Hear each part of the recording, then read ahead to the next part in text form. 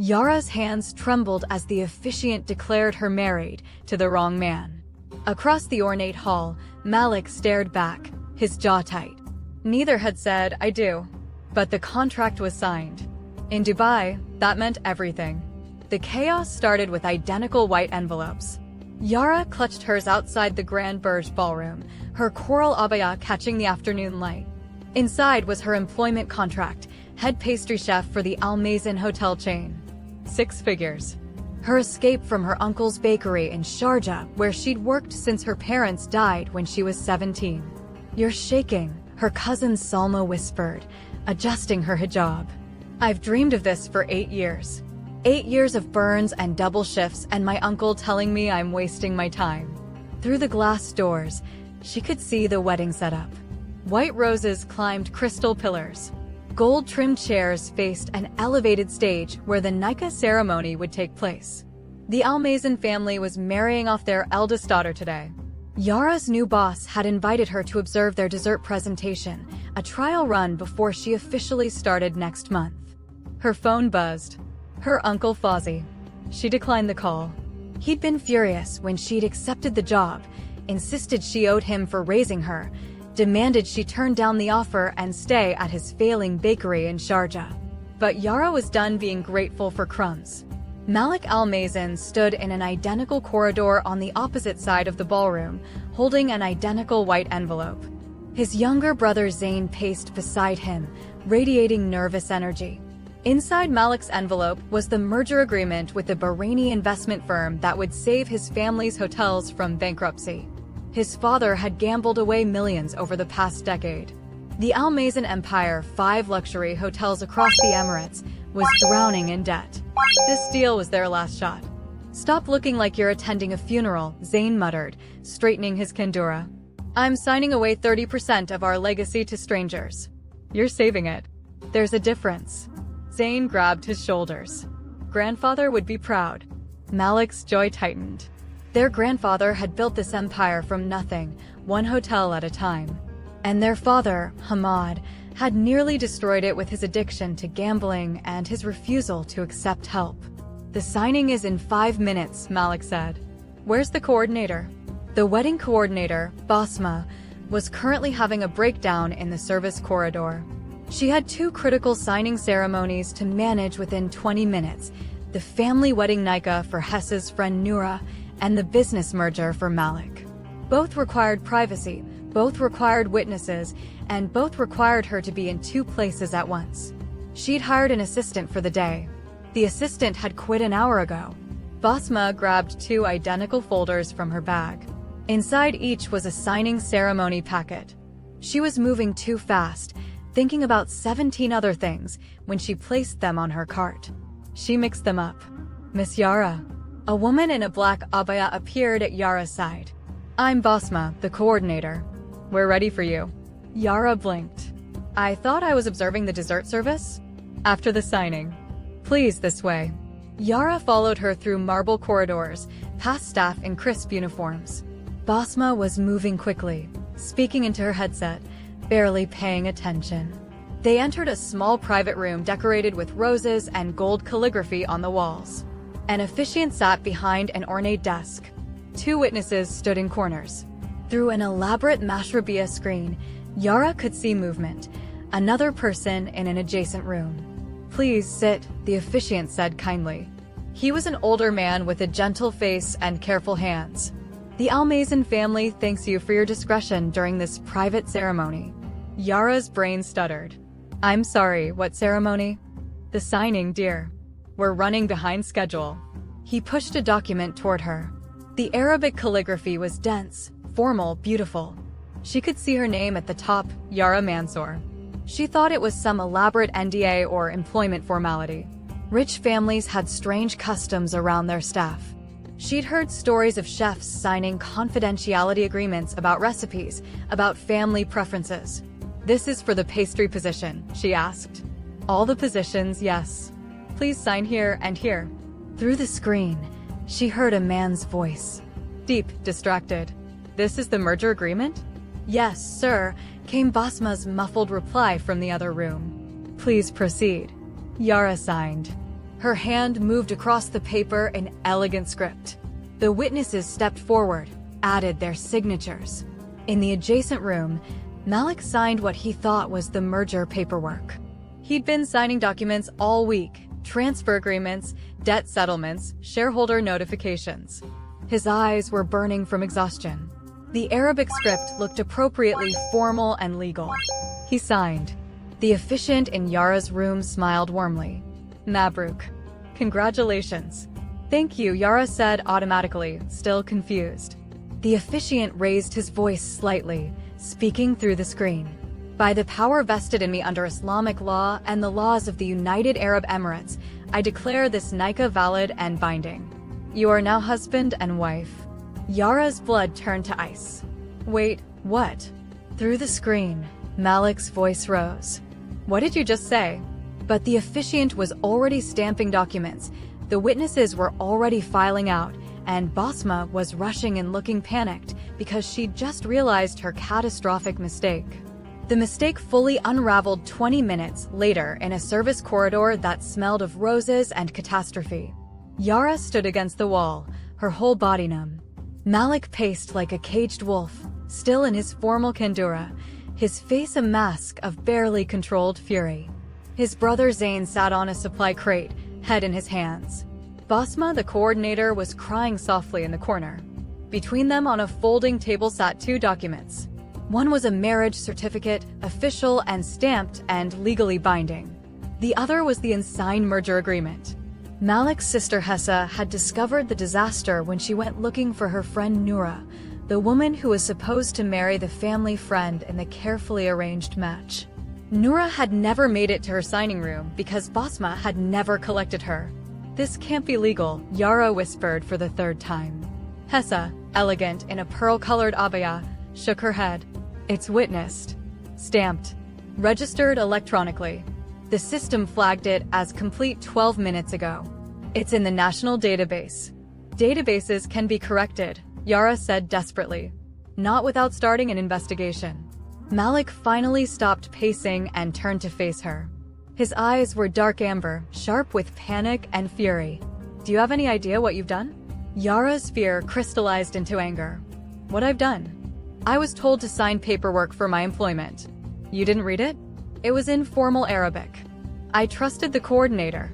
You trusted. Malik's laugh was bitter and sharp. Congratulations. Your trust just destroyed my family's last chance at survival. How is this my fault? You signed it too. I was signing a business deal, not marrying a stranger. The words hit like a slap. Stranger. That's what she was to him. An obstacle. A mistake. Zain stood up. Both of you stop. This isn't helping. The investors arrive in 90 minutes, Malik said, his voice dropping to something dangerous. Omar Al-Hashimi and his partners are flying in from Bahrain to finalize the merger. If they find out the Al-Mazin heir is married to a random pastry chef instead of signing their deal, they'll walk. They'll take their money and their partnership, and we'll lose everything. Yara's chest tightened. Then divorce me. Divorce takes 3 months minimum in the UAE, Hessa said quietly. It requires public filing, court appearances. And given our family's profile, it would be in every newspaper and social media platform within hours. My family can't survive another scandal, Malik added, and something in his voice made Yara look at him differently. He wasn't just angry. He was terrified. What scandal? She asked. That's none of your concern. But Zain's face had gone carefully blank, and Hessa was looking away, and Yara understood. There was history here. Wounds that hadn't healed. Hessa spoke carefully. There's another way. You pretend. 3 months. Long enough to finalize the real merger, keep the investors calm, let the attention die down. Then a quiet annulment. We claim irreconcilable differences, process it privately. You want me to lie to everyone I know? Yara's voice cracked. My uncle, my cousins, my friends? Your uncle who you've been trying to escape? Hessa's voice was gentle but firm. Would he really be devastated to hear you married into wealth? The words stung because they were true. Uncle Fawzi would probably try to extort money from the situation. Malik stepped closer. I want you to fix the disaster you created. We both created it. The air between them crackled with hostility and something else, something electric that made Yara's skin feel too tight. "I'll pay you," Malik said finally. "Double your salary at the hotel. But you move into the family estate tonight. You play the role convincingly. You attend family dinners, smile at my grandmother, act like this marriage is real." Yara thought of her uncle's bakery. The grease-stained walls. The ancient ovens that barely worked. The apartment above the shop where she slept on a mattress on the floor because her uncle said she didn't deserve better. The debt collectors who came monthly, threatening to close them down. Her dream contract was probably void now anyway. She'd signed a marriage certificate instead. "Triple," she said, meeting Malik's eyes. "Triple my salary. And I want it in writing. A contract separate from this mess." His jaw worked. Something flickered in his expression, surprise, maybe even respect. "Done." Zain pulled out his phone. "I'll have legal draw it up in the next hour. Hessa, work with Basma on the story. We tell the investors there was a private family ceremony last week, low-key because of father's health issues." "Father's drunk at home," Malik said flatly. "As usual. Which is exactly why we cite health issues." Hessa was already texting. "I'll handle grandmother. She'll be the hardest to convince." Yara's head spun. "What about my family?"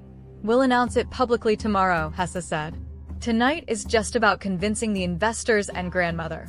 After that, the news breaks wide, and everyone has to accept it as fait accompli." "This is insane," Yara whispered. Malik's eyes locked on hers. "Welcome to my family." The Al-Mazin estate sprawled across Emirates Hills like something from a fever dream. White marble and limestone walls. Fountains with imported Italian tile. Gardens that required a full-time staff of 6. The main house had 23 rooms, including a formal majlis that could seat 40 people. Yara stood in the circular driveway, clutching her single suitcase, feeling like an imposter. A Filipino housemaid named Maria greeted them at the door. "Master Malik, welcome home. And you must be Miss Yara." "Mistress Yara now," Malik corrected, his voice tight. "My wife." Maria's eyes went wide, but she recovered quickly with professional smoothness. "Of course. Congratulations. Shall I show her to your rooms?" "Separate bedrooms," Malik said immediately. "The East Wing guest suite." "But sir, your grandmother specifically requested." "The guest suite, Maria." The housemaid led Yara up a curved staircase with wrought iron railings. The guest suite was larger than her entire apartment above the bakery. A king bed with silk sheets. A sitting area. A balcony overlooking the gardens. An ensuite bathroom with a rainfall shower and a bathtub that could fit 3 people. "Mr. Malik's room is down the hall," Maria said carefully. "If you need anything, there's a phone by the bed." After she left, Yara sat on the edge of the bed and let herself shake. This morning she'd been a baker's niece with a dream. Tonight she was married to a man who looked at her like she'd ruined his life. Her phone buzzed. Uncle Fawzi again. She threw it across the room. Downstairs, Malik stood in his study, pouring himself 3 fingers of whiskey. Zain appeared in the doorway. "You're stress drinking before the investors arrive." "Great strategy." 1 glass. Malik downed it in 2 swallows. To take the edge off. "She's not the enemy." She signed a legal document without reading it. "So did you." Malik slammed the glass down. "I was exhausted. Distracted. I've been signing contracts for weeks." And she was nervous and intimidated and probably scared. Zain crossed his arms. "You were cruel to her." "I was honest." "You were cruel because you're terrified, and it's easier to be angry at her than at father or the circumstances or yourself." Malik's hands clenched. "Don't. Someone has to say it. You've been carrying this family alone since you were 22 years old. Since mother left. Since father chose gambling over his children. You're running on fumes and rage, and now you're taking it out on a woman who's just as trapped as you are. She's getting paid. So, that doesn't make her less human." Zain moved closer. "I've seen her file. She lost both parents at 17. Raised herself while working in her uncle's failing business. Put herself through culinary school on a scholarship. She's a fighter, Malik. Just like you. Maybe try treating her like an ally instead of an enemy." Before Malik could respond, his phone rang. The head of security. "Sir, your grandmother has arrived." Malik's blood pressure spiked. "She wasn't supposed to come until tomorrow.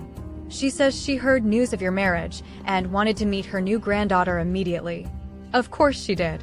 Malik looked at Zayn. "Get Yara. Now." This is about to get much worse.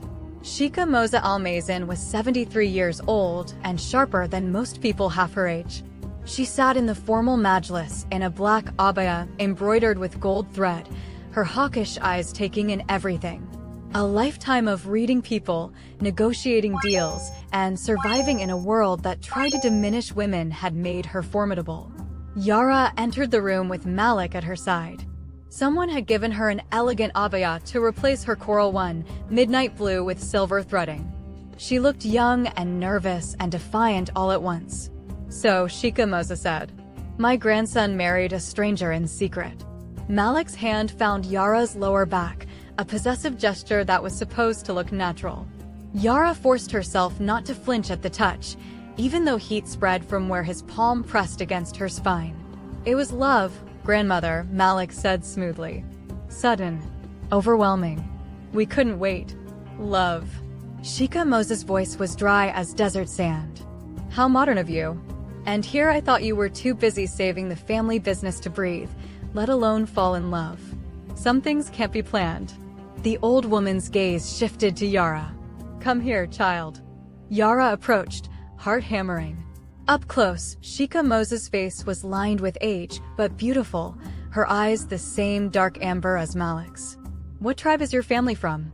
The question was delivered like a blade, quick and precise. Yara felt the trap close around her. In the social hierarchy of Emirati elites, tribal connections were everything. They determined your status, your business opportunities, your worth. And Yara had none. Her father was Egyptian, her mother Jordanian. In this world, she was nobody. She could lie, invent some connection. But something in Sheikha's eyes told her the old woman would know. "My family is small," Yara said carefully. "We have no tribal connections. My father was Egyptian, from Alexandria. My mother was Jordanian, from Amman. But we're bakers. 4th generation. My great-grandfather opened his first shop in Cairo in 1920. My grandmother brought her recipes to Jordan when she married. My mother carried them to Dubai when she met my father." The room was silent. Malik's hand tightened on her back, warning or support, she couldn't tell. Sheikha's expression remained unreadable. Egyptian father. Jordanian mother.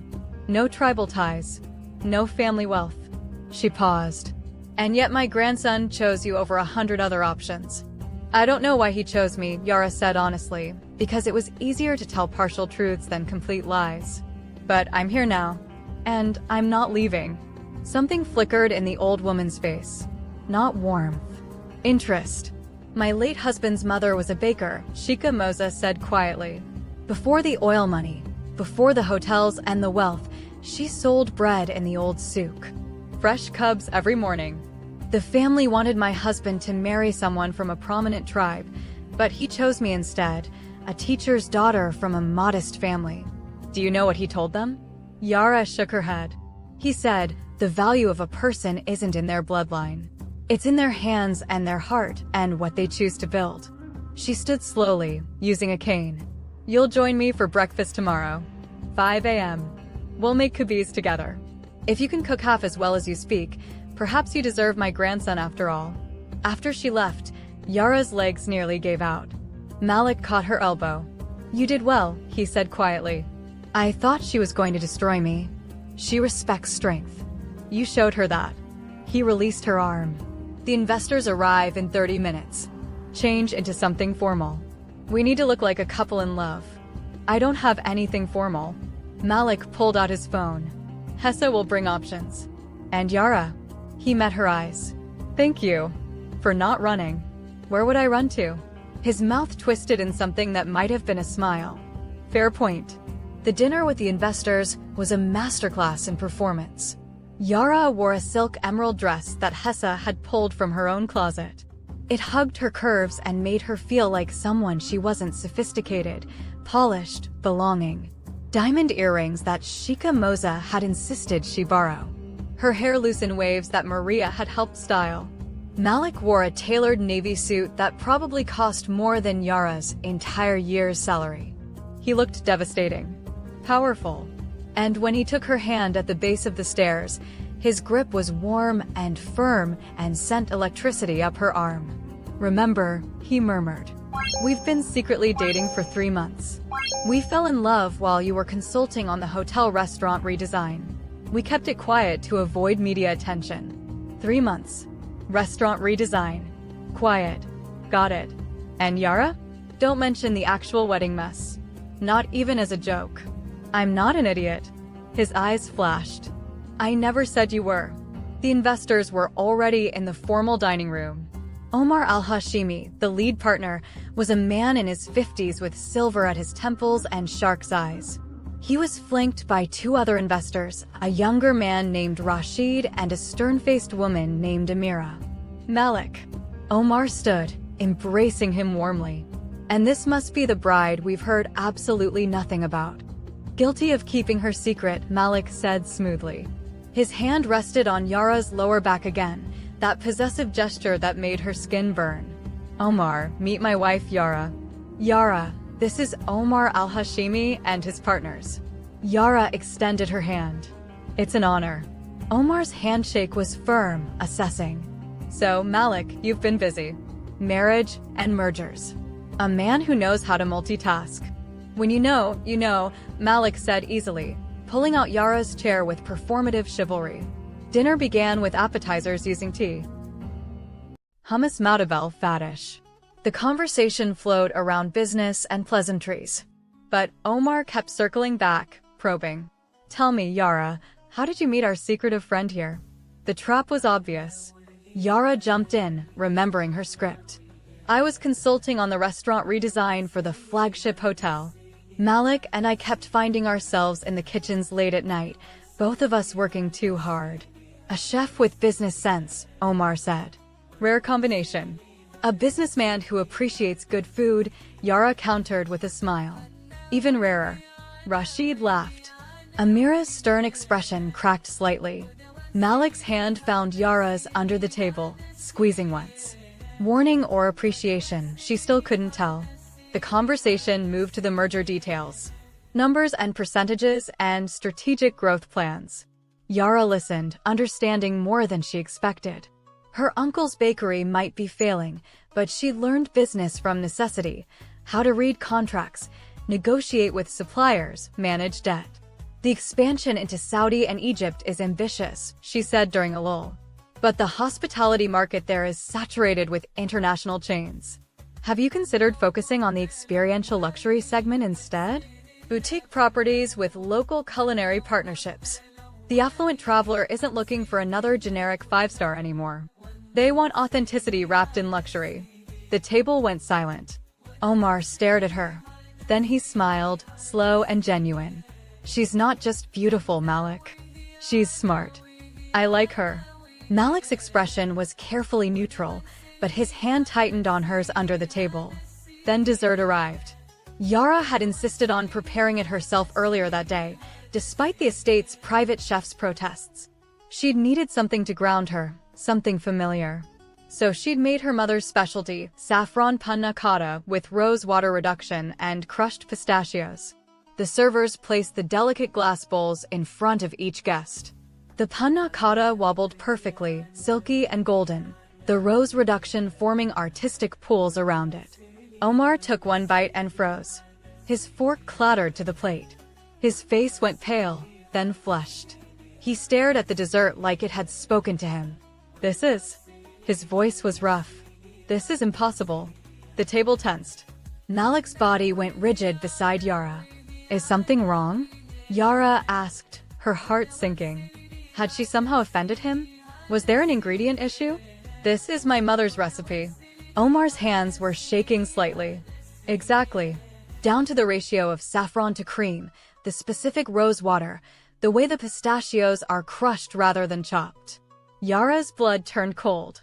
"I'm so sorry, I didn't mean to." "My mother never shared this recipe," Omar continued, his voice gaining intensity. Not with restaurants. Not with chefs. Not with anyone.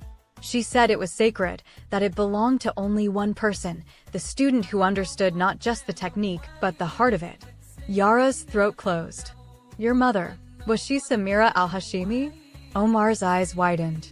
You knew her? She ran the Culinary Institute in Beirut. My mother trained there 15 years ago. She was your mother's favorite student. Tears burned Yara's eyes. My mother used to say that Madame Al-Hashimi taught her that cooking wasn't about following recipes. It was about understanding the emotion you wanted to create, the memory you wanted to invoke. The table was completely silent now.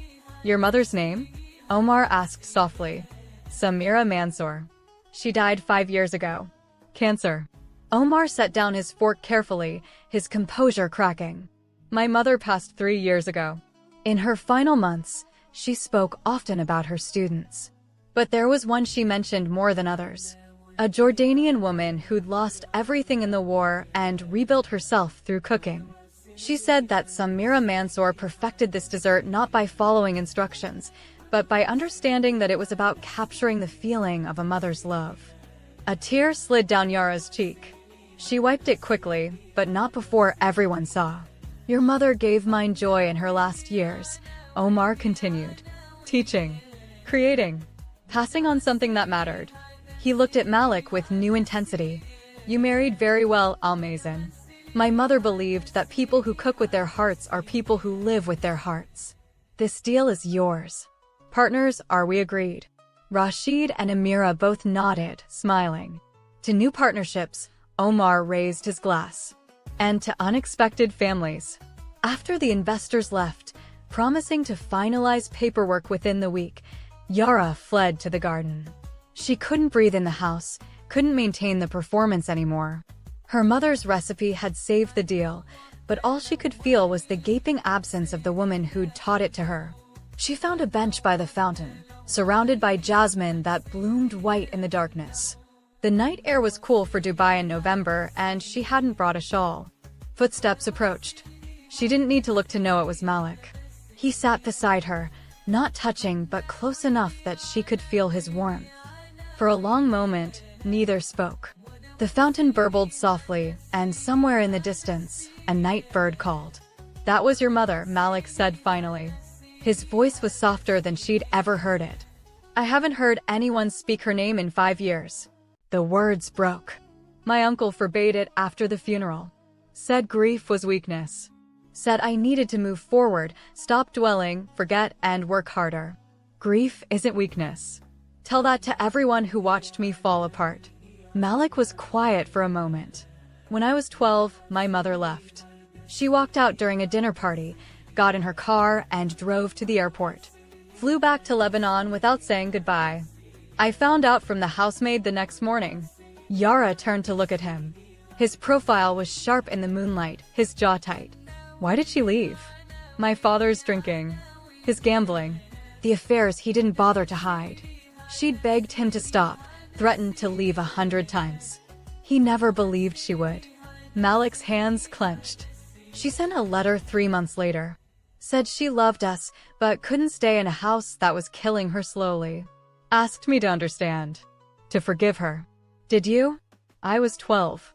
I didn't understand anything except that she'd chosen to leave me. He paused. I haven't seen her since. She's remarried now, has a new life in Beirut.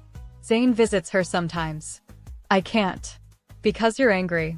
Because I'm terrified that if I see her, I'll fall apart, and I can't afford to fall apart. This family depends on me staying whole. Yara's heart cracked. She reached out slowly, giving him time to pull away, and took his hand. His fingers were warm, calloused from work despite his wealth. You're allowed to break sometimes, she said quietly. That's not weakness either. That's being human. He looked at their joined hands, then up at her face. Something in his expression shifted, the armor cracking just slightly. I was cruel to you today, he said. In that corridor. I called you a stranger, blamed you for something that wasn't your fault. You were scared. That's not an excuse. No, but it's a reason. She squeezed his hand. We're both trapped in this mess. We can be enemies, or we can be allies. I'd prefer allies. A small, genuine smile touched his mouth. You're braver than me. Or more desperate. He laughed, the sound surprised out of him. Then his expression turned serious again. What you did tonight, reading the room with the investors, preparing that dessert, handling my grandmother. That wasn't part of the contract. I know. Thank you. Their eyes held. The garden felt smaller, the space between them charged with something neither wanted to name. Malik's gaze dropped to her lips, then back up, and Yara's breath caught. Then his phone buzzed, shattering the moment. He pulled it out, his jaw tightening as he read the screen. Zain. My father's drunk again, making a scene at some club in downtown. I need to. Go, Yara said. I'll be fine. He hesitated, and in that hesitation, she saw how exhausted he was. How much he carried alone. Malik, she said softly. Let me help. With your father, with the family. That's what partners do, right? Even fake ones. His expression was complex, gratitude and wariness, and something that looked almost like hope. I'll hold you to that, he said, then stood and walked back toward the house, leaving Yara alone with the jasmine and the growing realization that this arrangement was going to be much more complicated than she'd anticipated. The first week was a masterclass in cohabitation and warfare. Malik worked 18-hour days at the hotel headquarters, sometimes not coming home until after midnight. Yara explored the estate, feeling like an imposter in borrowed designer clothes. The staff treated her with careful politeness, unsure of her position. She was the wife, yes, but everyone could sense the tension. Nights were the hardest. She'd lie in her guest suite, listening to Malik's footsteps in the hallway as he passed her door to reach his own room. Sometimes the footsteps would pause, but he never knocked. Family dinners were mandatory, held in the formal dining room every evening at 8. Sheikha Moza presided at the head of the table. Zain provided comic relief and deflection. Hessa attended when her own family obligations allowed. And Hamad, Malik's father, sat at the other end, drinking steadily through each course. A chef, Hamad said on the third night, his words beginning to slur. How practical. Tell me, girl, can you save a sinking ship with pastries? Yara forced a smile. I've saved a failing bakery with them. But I hear ships require different techniques. Zain snorted into his water. Malik's jaw tightened, but he said nothing. My son thinks he's so clever, Hamad continued, pouring himself more wine despite Sheikha Moza's disapproving look. Marrying in secret. Making deals. Playing businessman. But he's just like his mother, all pretense, no substance. Father, Malik said, his voice dangerously quiet. Not tonight. Why not? Should we pretend everything's perfect? That you didn't marry this nobody to impress investors. The table froze. Yara's hands clenched in her lap. Nobody. The word cut deeper than it should have, because part of her believed it. But Zain kicked their father under the table, hard enough to hurt. That's enough. Hamad waved him off, reaching for the bottle again. Malik stood abruptly, his chair scraping. Dinner's over. He walked out without another word. Yara sat frozen, unsure whether to follow or stay. Sheikha Moza made the decision for her. Go to him, child. Yara found Malik in his study, standing by the window overlooking the gardens. His shoulders were rigid, his hands clenched at his sides. You didn't have to follow me, he said without turning around. I didn't follow you. I escaped the awkward silence. She moved into the room, taking in the space, dark wood, leather furniture, bookshelves lined with business texts and novels. Surprisingly personal for a man who seemed to live in armor. My father's a drunk, Malik said flatly. A gambler. A failure. You should know what you've married into. I married into a mess. I figured that out day one. He turned, and she could see the exhaustion in his face. He's getting worse. The doctors say his liver is failing. He has maybe 2 years if he doesn't stop drinking. Will he stop? No. The word was heavy with resignation. He'd rather die than admit he has a problem. My mother tried to save him for years. It destroyed her. Yara moved closer. You're not responsible for saving him. Someone has to hold this family together. You're holding it together. But you're also breaking under the weight. There's a difference between being strong and being indestructible. His eyes met hers, and she saw the cracks in his facade, the boy who'd lost his mother, the man drowning in responsibility, the human being desperate for someone to see him as more than a solution to problems. I don't know how to be anything else, he admitted quietly. Then maybe you need to learn. The moment stretched between them, intimate and raw. Then Malik's phone buzzed again. It never stopped buzzing, and the armor slammed back into place. I have a conference call with the lawyers. About the merger paperwork. At 11 p.m.? Bahrain's in a different time zone. He moved toward the desk, then paused. Yara, my father was wrong. You're not a nobody. You're handling this better than anyone else would. Low bar. His mouth twitched. Still, after he left for his call, Yara wandered the house. She found herself in the kitchen, a massive, professional-grade space that the estate chef, Ibrahim, clearly ruled with an iron fist. But at 11:30 at night, it was empty and silent. She started baking. Not because anyone asked, but because her hands needed to work and her mind needed to quiet. Her mother's date cake, the one she used to make for Ramadan, studded with medjool dates and topped with caramel sauce. The familiar motions soothed her. Measuring flour, creaming butter and sugar, the way the batter came together in smooth waves. The scent of cinnamon and cardamom filled the air, and for a moment, she was 17 again, standing beside her mother in their tiny apartment kitchen. You're making a mess of my workspace. Yara jumped, nearly dropping the mixing bowl. Malik stood in the doorway, still in his dress shirt, but with the sleeves rolled up and his tie gone. His hair was disheveled like he'd been running his hands through it. I'm sorry, I thought. I'm kidding. He moved into the kitchen, leaning against the counter. It's 2 a.m. Your call lasted 3 hours? Lawyers talk slowly when they're billing by the hour. He watched her work. What are you making? Something that reminds me I'm real. He didn't mock her. Just stood there, and the silence shifted from hostile to something else. Something almost comfortable. Tell me about her. Malik moved closer, hopping up to sit on the counter despite the fact that it probably violated a dozen estate protocols. Your mother. Yara was surprised by the request. But she found herself talking as she worked, her hands shaping the batter while her voice shaped memories. She was fierce. Tiny, barely 5 feet tall, but when she walked into a room, everyone noticed. She'd lost her entire family in the conflicts in Jordan, came to Dubai with nothing but her recipes and her determination. Met my father at a cooking competition. He was Egyptian, working as a sous chef at a hotel. They fell in love over a debate about the proper way to make koshari. Malik smiled. That's specific. Food people are specific. Yara slid the cake pan into the oven. They got married 3 months later. Everyone said it was too fast, that it wouldn't last. They were together for 22 years before the accident. What happened? Car crash. Coming home from a food expo in Abu Dhabi, a truck driver fell asleep at the wheel. The words came easier than they used to. I was 17. One day I had parents and plans and a future. The next day I had nothing except my uncle's reluctant charity and a lifetime of grief. Malik was quiet for a moment. I didn't know about the accident. I'm sorry. Everyone's sorry. But sorry doesn't bring them back. No, it doesn't. They sat in silence while the cake baked, the kitchen warming with sugar and spice.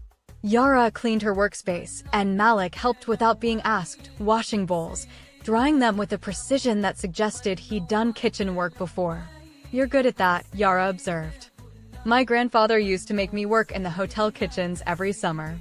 Said I couldn't manage a hospitality empire if I didn't understand every job. I was terrible at cooking but decent at cleaning.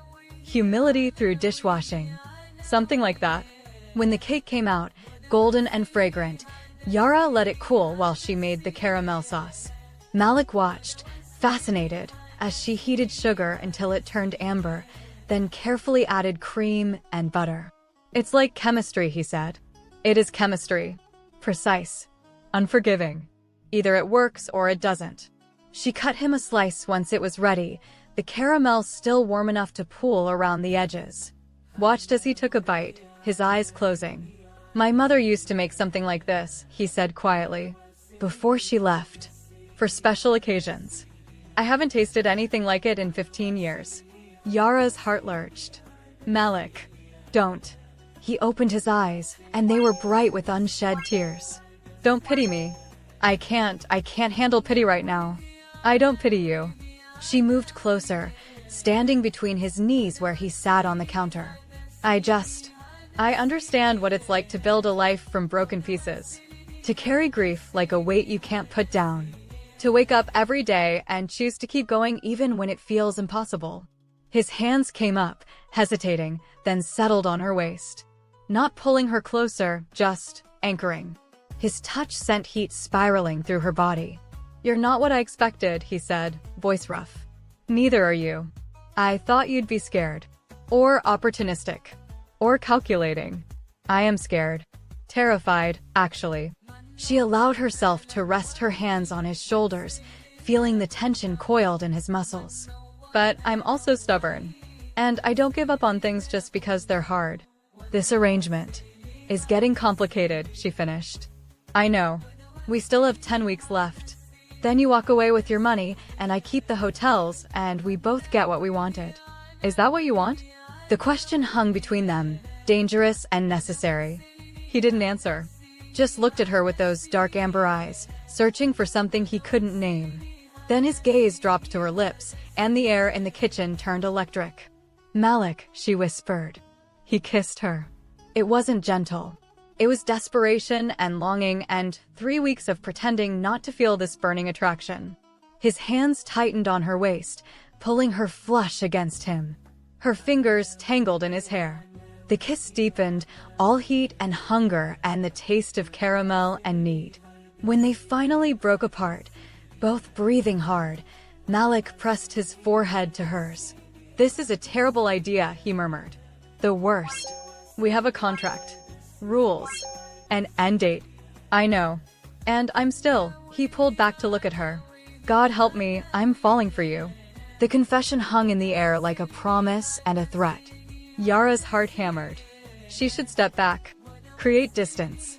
Protect herself. But instead, she said, I'm falling for you too.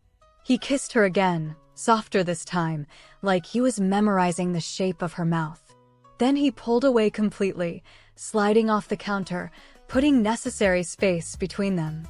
We should be smart about this, he said, but his voice shook. Since when are people in love smart? We're not in love. We barely know each other. You just said you were falling for me. That's different than being in love. Is it? She challenged him with her eyes. You know my favorite memories. I know your worst fears. We've seen each other at 2 a.m. when all the armor comes off. That's more intimate than most marriages get. This isn't a real marriage. Then why does it feel like the only real thing in my life right now? Malik ran a hand through his hair, frustration and desire warring on his face. Because we're both lonely. Because we're trapped in this strange situation together. Because he stopped, shaking his head.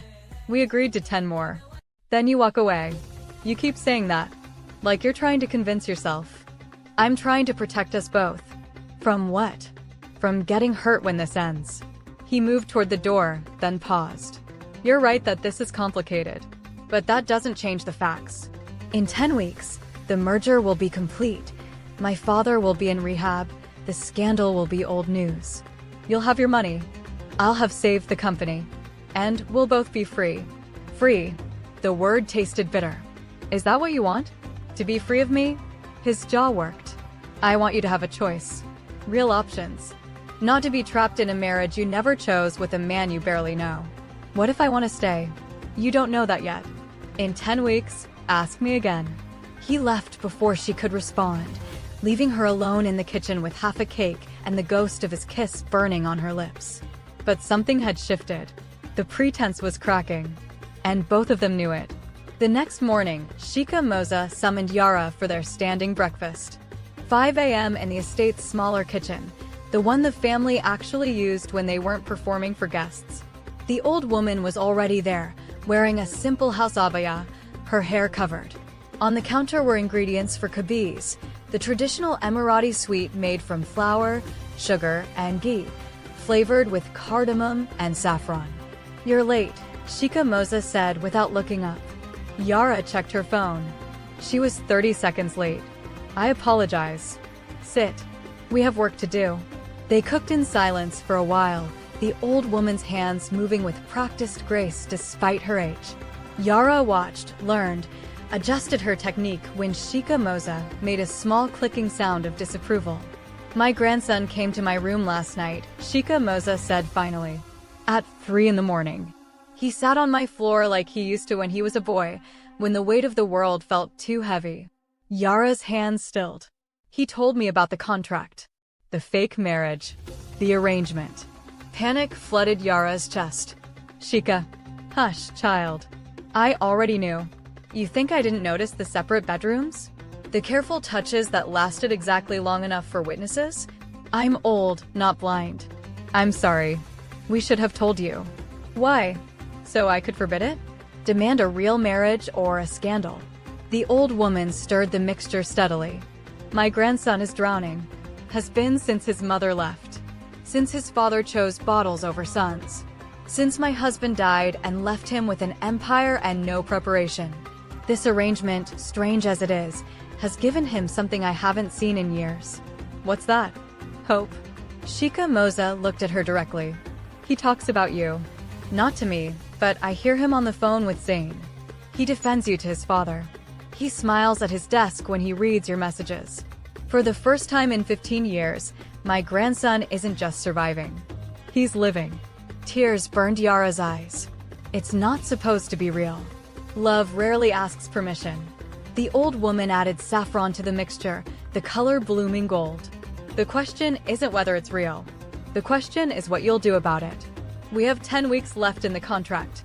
Contracts can be renegotiated. He wants me to have a choice. To not be trapped. And you? What do you want?" Yara looked down at her hands, covered in flour and ghee. "I want him. The real him. Flaws and insomnia and terrible cardamom measurements. I want family dinners and late-night conversations, and the way he looks at me when he thinks I'm not watching. I want to stop pretending. Then tell him that. What if he doesn't want the same?" Shika Moza's laugh was dry.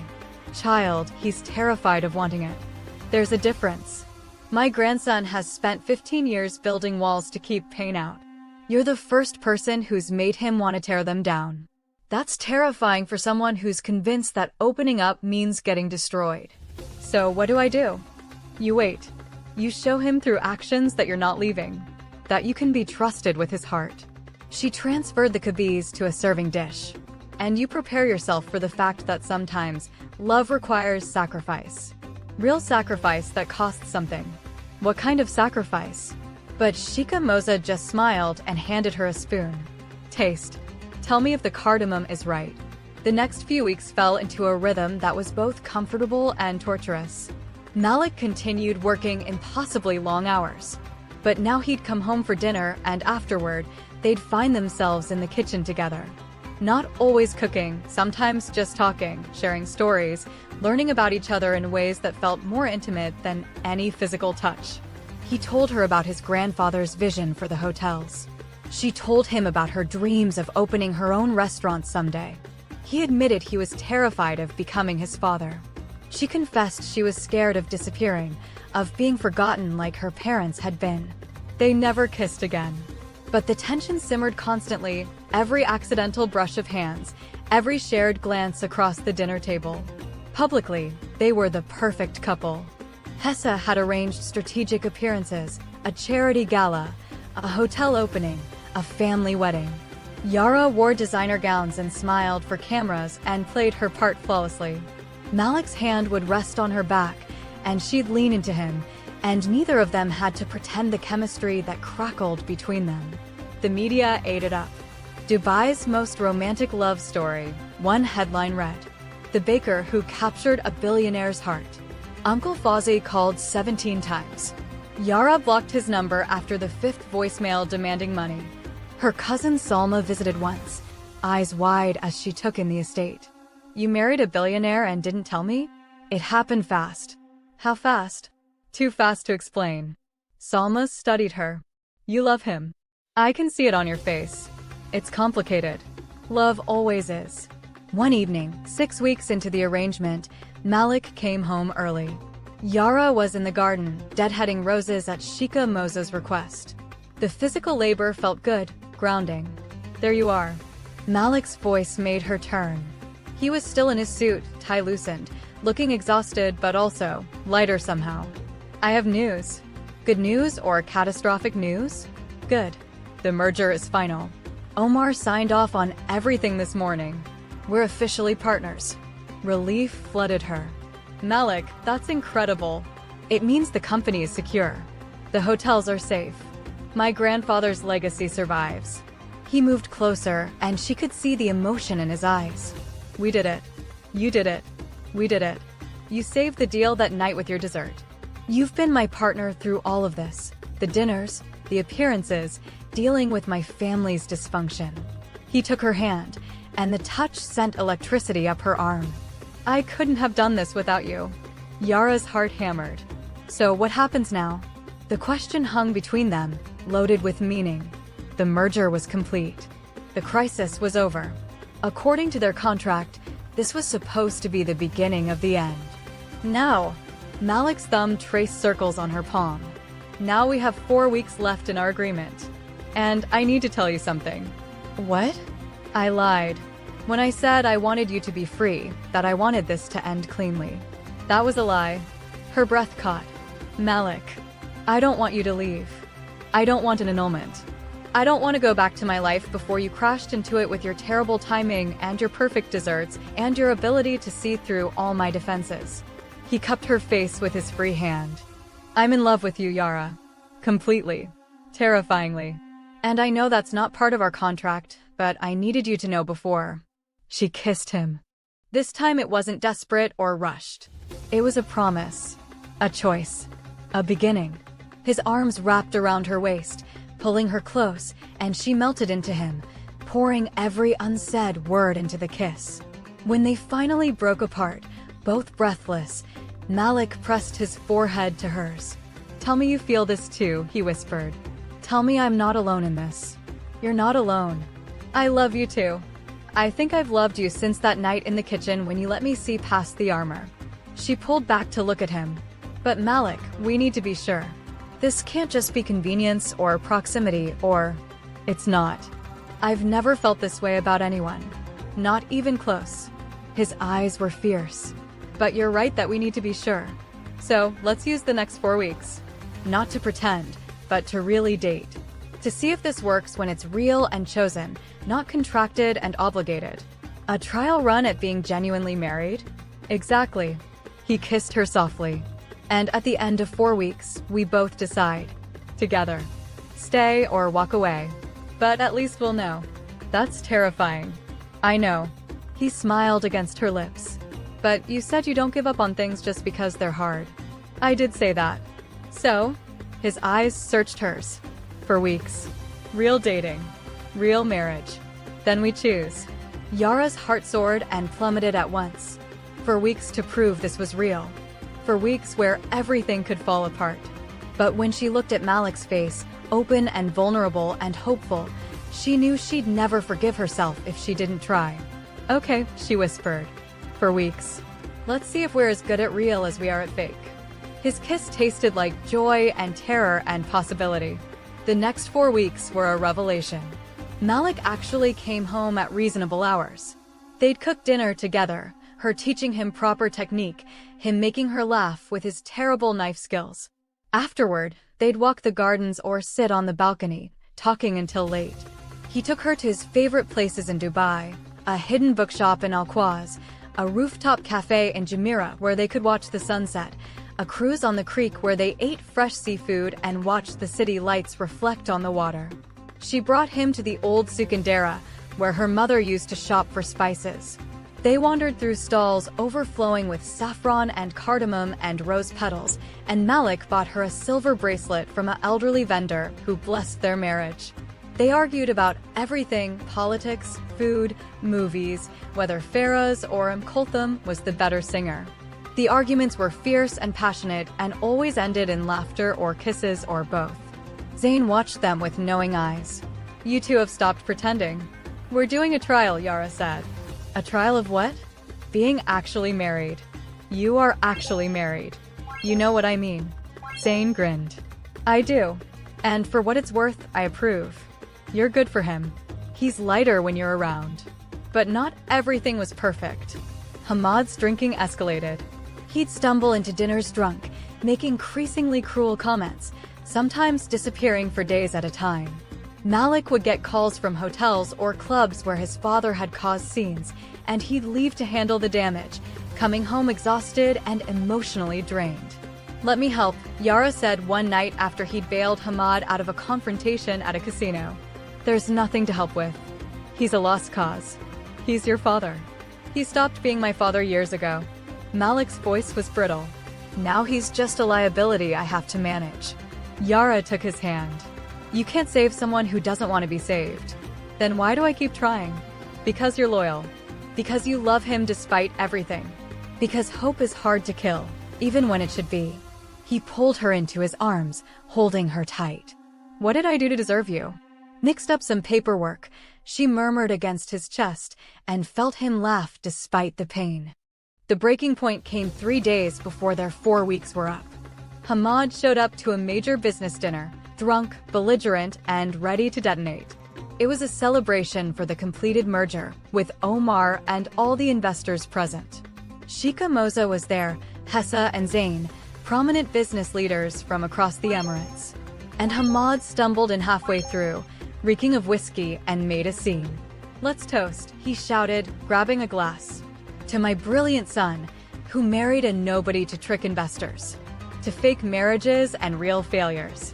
To the Al-Mazin legacy drowning in debt and desperation. The room went silent. Malik stood slowly, his face carved from ice. Father, leave. Now. Why? Ashamed of me? You should be ashamed of yourself. Hamad lurched toward Yara. Did you know, girl? Did you know this family is cursed? That everyone who loves us eventually leaves. That's enough. Malik's voice was deadly quiet. Your mother left. Couldn't stand the sight of us. And you, Hamad pointed at Malik with his shaking hand. You'll drive this one away too. Just like you drove her away with your judgment and your disappointment. Malik lunged. Zain caught him before he could reach their father. The room erupted, people standing, Sheikha Moza calling for security, Omar trying to calm the situation. But Yara stepped forward. You're wrong, she said clearly, her voice cutting through the chaos. She faced Hamad directly, unafraid.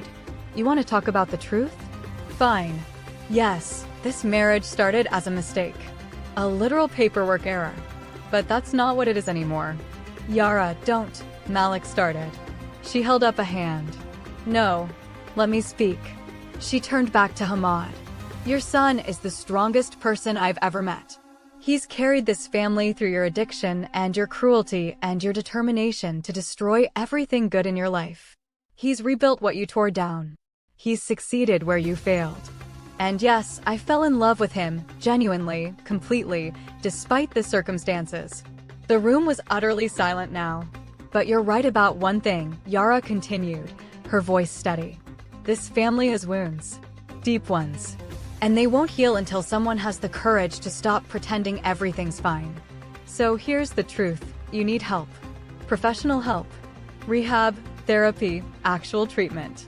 Not next month, not when it's convenient, now. Tonight. Hamad's face twisted. You don't get to tell me. I do. Because I'm family now. And family tells each other hard truths. She looked at Sheikha Moza. I've already researched facilities. There's a program in Switzerland, specializing in addiction and family trauma. I've contacted them. They have a bed available. Sheikha Moza's eyes widened. You did this. Someone had to. Malik stared at her like he'd never seen her before. Yara turned back to Hamad. You can go willingly, or Sheikha Moza can have you declared medically unfit and committed. But either way, you're going. Because we're done watching you kill yourself slowly while you try to take this family down with you. Hamad crumpled. Actually crumpled, folding in on himself, and for the first time in years, he looked small and scared and broken. I don't want to die, he whispered. Sheikha Moza stood, moving to her son with surprising speed. Then let us help you. The dinner ended early. Security escorted Hamad upstairs. Arrangements were made, flights booked, the facility contacted, Zayn volunteering to accompany him to Switzerland. The investors, rather than being horrified, seemed impressed. Omar pulled Yara aside. That took courage, he said. Standing up to a drunk man in public, risking your reputation, forcing a confrontation. Most people would have stayed silent. Most people aren't married to Malik. He smiled. No, they're not. He's lucky to have you. After everyone left, Yara found Malik on the balcony of their bedroom. He'd finally moved into her suite 2 weeks ago, unable to pretend they weren't actually together. You researched rehab facilities, he said without turning around. 3 weeks ago, when I realized your father was getting worse, not better. You didn't tell me. I was waiting for the right moment, or the courage to speak up. Whichever came first. He turned, and his eyes were red. What you did tonight, confronting him, forcing the issue, putting yourself in the line of fire, why? Because you couldn't. Because you've been protecting him and managing him and cleaning up after him for so long that you've forgotten you're allowed to demand more. She moved closer. Because I love you, and watching you sacrifice yourself to save someone who won't save himself was killing me. He might not survive rehab. He might refuse treatment, walk out, come back worse. He might. But at least we'll know we tried. That we didn't just give up. Malik pulled her into his arms, holding her so tightly she could barely breathe. You sacrificed your safety tonight. Your image. In front of the most important business contacts we have, you told the truth and risked everything. It was the right thing to do. It was brave. Reckless. Terrifying. He pulled back to look at her. And exactly what this family needed. So, are you angry? Angry. He laughed, the sound broken and relieved. I'm in awe. I'm grateful. I'm completely, hopelessly, irrevocably in love with you. Good. Because our 4 weeks are almost up, and I've made my choice. Yeah. I'm staying. For real.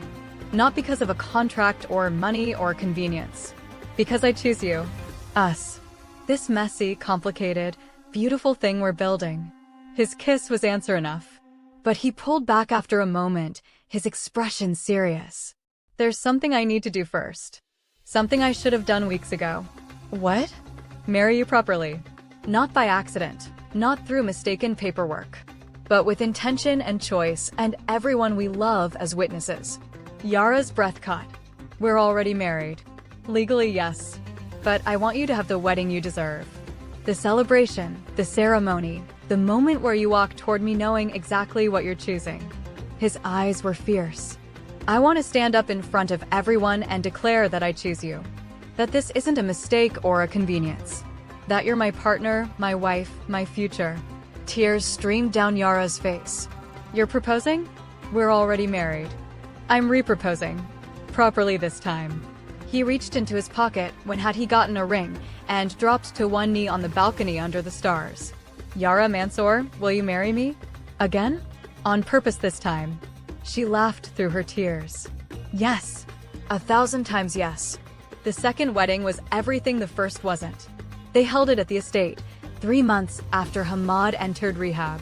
He attended via video call from Switzerland, sober for the first time in a decade, tears streaming down his face as he watched his son marry the woman who'd saved their family. Malik's mother flew in from Lebanon, the first time she'd been back in 15 years. She and Malik spent hours talking, crying, beginning the long process of healing. She embraced Yara like a daughter. Thank you, she whispered, for loving him well. Sheikha Moza officiated, using her position to make it legal and binding and unquestionably intentional. She wore her finest abaya, gold-threaded and elegant, her eyes bright with joy. Salma stood as Yara's witness. Zayn stood as Malik's. And when Yara walked through the garden toward Malik, wearing a cream silk dress with gold embroidery, flowers in her hair, her mother's bracelet on her wrist, she wasn't walking toward an accident or an obligation. She was walking toward her choice. Malik watched her approach with tears in his eyes. When she reached him, he took both her hands. This time, it means forever. He kissed her as their family cheered, as the sun set over Dubai, as their future unfurled before them like a story being written in real time. 18 months later, Yara stood in the flagship hotel's restaurant, her restaurant now, the one Malik had helped her open. Saffron and rose, named after her mother's favorite ingredients. It had earned its first Michelin star within 6 months. The reservation list was 3 months deep, but tonight's service was private.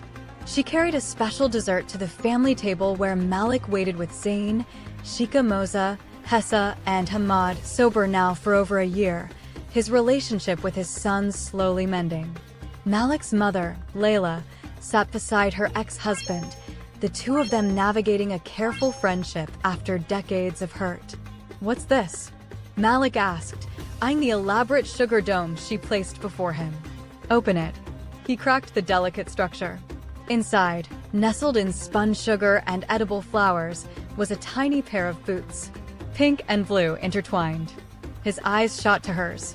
We're due in 7 months." The table erupted. Zayn hooped.